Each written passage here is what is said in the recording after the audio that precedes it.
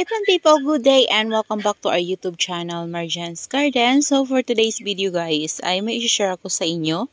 Yan, dahil nagripat ako ng iba nating succulents na nasa green pot, meron tayong isang vacant dyan. Ayan, dahil yung nandyan ay nilagay ko sa clay pot, yung clay pot ng orchids ko guys na malaki. So, doon ko siya nilagay. Ayan guys, yung ayos ng ating mga green pot. So, i-share ko lang sa inyo guys yung mga succulents na lumalaki talaga dito sa ating mga green pot. So, ito talaga guys yung mabilis lumaki sa kanila. Ito yung ating apple champ. Ayan, yung mga white na po yan ay DE powder. Ayan. Ito talaga guys, sobrang nakakatuwa to kasi maliit pa to nung nabili ko. And ngayon, tingnan nyo naman guys, so 'di ba? Sobrang laki na niya. Ayan, so napakabait ng succulents na to. Hindi siya maarte kahit na ma-overwater nyo yan guys. Kahit na marami yung maibigay nyong water sa kanya ay hindi siya maarte. So ayan siya guys, dalawa yan siya. Ayan, same yan sila, maliit lang nang nabili natin. Yung isa parang sa set yata yun guys, 3 for 100. Tapos yung isa naman ay 50 pesos. Ayan. So yan yun siya guys. O ngayon, tingnan nyo guys. Ayan na sila.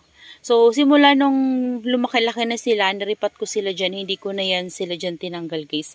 Ayan na. Yan, dinidiligan ko lang sila kapag tuyong-tuyo na sila. Pinupulso ko na yan guys kasi sobrang tagal na nila sa pot na yan. Pwede na natin silang ipulso kasi super stable na ng plants na natin na to. Ayan. Ito guys si apple champ. Yan, apple champagne.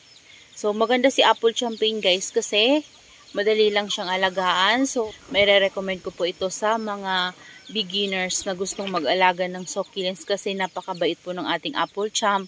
Lalo na sa atin sa lowland area guys, grabe, napakahirap po talaga mag-alaga ng succulents, lalo na kung beginners ka, mahirap po talaga kasi yung ating mga succulents ay sila, mga delicate.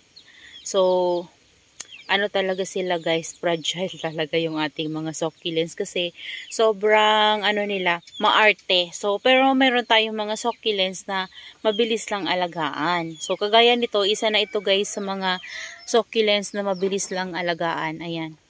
So, kung mapapansin nyo guys, yung wala dito ay yung malaki natin na cat's claw. Ayan. Ito ko guys, niripat yung ating cat's claw. Ayan o, yung lumang pot ko na to na, clay pot. So, pot to ng aking orchid. So, before, wala tong mga butas dito guys. Tapos, sa orchids, diba, kailangan nila, may butas sila sa mga ganito. So, ginawa ko lahat yan, binutasan ko. Ayan, mano-mano yung butas ko yan guys. Paikot po yung butas na yan. Ayan, kung mapapansin nyo, paikot yan siya. Kaya, may mga butas siya dyan. So, ngayon, ginawa ko siyang pot ni cat's claw. Kasi guys, si cat's claw, kailangan na natin siyang i-repot kasi lumalaki na talaga siya. Tsaka napakatagal niya na sa pot na yon para madagdagan natin yung soil niya. So, yan pong cat's claw na yan. Hindi ko na sa inyo na ipakita nung nirepot ko kasi busy tayo. Tapos, nagmamadali lang ako guys. And, yung pagtanggal ko sa kanya sa green pot na yon guys, as in buong buo talaga siya. Yan. Super healthy ng mga roots niya. So, buo siya nung natanggal ko doon. Tapos, nilagay ko dyan and nag-add na lang ako ng soil and lagay din tayo ng toppings. Ayan. So, yan yung ating cat's claw. Hindi ko pa ito nadidiligan guys. Siguro mga 2 days pa lang simula nang mairipat ko to dito sa pot na to. Ayan. So, dito naman guys sa dulo ng ating green pots, ito guys yung ating Polaroid Anna. Ayan, akala ko before guys si apple champ to, pero free lang to sa akin before ni Sir Mark. Yan, succulent of the north.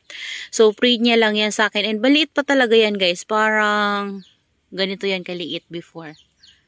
Ayan siya. Ganyan siya kaliit before. Tapos, napalaki ko siya ng ganyan. Same siya dun guys sa ating apple champ. Mabilis lang din siyang alagaan. Napakabait din niya.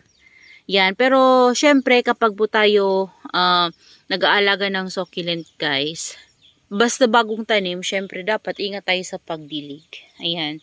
So ito, kapag stable na talaga sila, pwede na natin silang i-pull soak. And ang importante po talaga sa ating mga succulents ay yung well draining talaga yung kanilang soil mix. Yun, talagang surely mabubuhay nyo yung inyong succulents kapag ganon, kasi hindi sila mastakan ng tubig. So ayan guys, yung update sa ating mga green pots. Guys, matutuwa kayo. Ayan, naipakita ko to sa inyo before. And tingnan nyo guys. Lumpalaki ko siya guys. Siya si Agaboides Black Knight. Alam nyo guys, napakahirap palagaan ng Agaboides dito sa lowland. Yan kasi subok ko na guys. Talagang nahihirapan ako sa Agaboides. Sa una maganda siya. Tapos patatagalin sa'yo mga 6 months pataas. And then after nun, kapag matagal-tagal na talaga siya sa'yo, ayun, bigla na lang siya guys nagkakasakit. Yan, kagaya guys nung ebony ko. Tapos, si Romeo guys, yun, na maalam siya. Yung malaki natin na Romeo, talagang black na black yun guys, yung nabili ko siya. Kaso lang, ang problema, nung tumagal na sa atin guys, nakita ko na lang siya guys, tanggal na yung top niya. Yan, di ko napansin, tanggal na tong top niya. Tapos, nangitim na siya. So, ang nangyari kasi nun guys, nasa, yun, diba? Nasa malaking bilog na plato na tinanim ko yun, narepat ko yun doon. So, natumba kasi yun na pusa, tas nakalmot niya pa. Siguro doon nagsimula yung pagkarat niya. Ayan, so, di ko na napansin. So, ito may baby to nung nabili ko kay Chanel's Garden guys. So, ayan siya. Maliit pa to guys nung nabili ko kay Chanel's Garden. Ayan o. Ngayon, lumaki na siya. Tapos, naging green na to guys. Tapos ngayon, tingnan nyo, may mga red-red yung mga tips niya. Ayan. So, hindi ko to siya dinidilig palagi. So, minsan ko lang po siya diligin. Kaya siguro nagiging ganyan. Yan. Yung lipstick din natin guys, nagkakaroon din siya ng kulay. Tingnan nyo yung tips. Pero, hindi ko pa na-achieve talaga yung red na ni lipstick. Yan. Yung tips niya na red. Sobrang ganda ni lipstick, kaso lang hindi na mahirap talaga siyang dito sa lowland pa-stress. Yan, hindi natin siya mapa-red talaga. Yan. So nung nabili ko yung lipstick na yan guys, grabe, napakapula talaga yan. So ngayon, tingnan nyo naman, green na. Kunti lang yung lumalabas na pagka-pink sa kanya. Yan, kasi dito guys, nakakatanggap sila ng morning sun. Yan. So, here naman guys, ayan, ito yung ating crystal black rose. So, ayan siya. Yan yung update sa kanya. So, namayat to guys kasi ayaw ko nga tong diligin. Kasi before, nung pakatanim ko nito, meron pa tong isang babies dito at ayun banda. Yan, dyan banda. So, bali 4 sila. Tapos, ang nangyari nun guys, nakita ko na lang, nangitim siya kasi diniligan ko. So, ang ginawa ko na lang tuloy, hindi ko na lang siya guys dinidiligan palagi. So, bihira ko siyang bigyan ng water at kunting-kunti lang talaga yung binibigay ko. So, ang nangyari, palagi siyang natutuyuan ng leaves. Tapos, pumapayat yung mga leaves niya. Ayan, kung mapapansin nyo guys. So, ang ginawa ko, napapansin ko bakit ganun, parang hindi nga nagbabago yung color niya kaso paliit yung mga leaves niya. So, ang ginawa ko, diniligan ko siya, pinulsok ko talaga siya guys. So, siguro naman sa tagal ng ganun yung ginagawa ko, konti-konti lang talaga. As in, napaka-konti lang ako magdilig dito guys. Hindi ko dinadamihan yung mabasa siya hanggang sa pinaka-bottom niya. Hindi ko yun ginagawa kasi nga medyo maselan talaga itong ating crystal black rose. So, first time ko siyang ipulsok. Ayan siya. So, ayan, medyo gumagaan na siya ngayon. Siguro nakainom na siya ng water. Tapos, medyo tumaba yung leaves niya. So, kailangan lang pala guys ng water. Ayan. Tapos, guys, di ba yung isa natin dito na cat's claw, niripat ko. So, eto, wala tong laman. So, ang ginawa ko, niripat ko dito yung isa kong cat's claw na nasa maliit na pot. Ayan, kung natatandaan nyo, super liit pa nito ba guys before. So, ngayon lumalaki na siya. Ayan o. Tapos, ang ganda rin ng tips niya. So, ginawa ko, nilipat ko din siya dito. Ayan, para lumaki siya. Ayan, kagaya nung isa, diba? Ang laki na niya. So, yan, papalakihin ko rin siya guys. Yan. So, yan lang guys, yung update dito sa ating mga green pots. So, sa ngayon, ganda-ganda nila guys tingnan. Ayan, kung makikita nyo guys, ayan yung itsura nila. Ayan, so hapon ngayon guys at sobrang init ngayong araw. Ayan, maghapon po talaga uminit. So, thanks God kasi ngayon lang nagpakita yung araw. Talagang maghapon tapos malakas pa. Kaya naglagay tayo ng net sa taas. Kasi, nandito yung mga succulents natin na nabili kay Ma'am Jeneline. So, ayan, ini-rearrange ko sila guys. So, before, diba, merong dun banda. Yan, yung dito banda na, may laman yan. So, ginawa ko, inusog ko sila dito. Yan, dito pinuno ko talaga straight. Tapos, yung dito, yung walang laman. Para kapag, tinaniman natin yung walang laman na pot, alam ko yung, hindi ko didiligan, diba? Kasi minsan nalilito na ako sa kanila guys sa dami nila. Yan, minsan yung bagong tanim ko, kasi nga na sila, rumble sila kasi wala tayong mapaglagyan.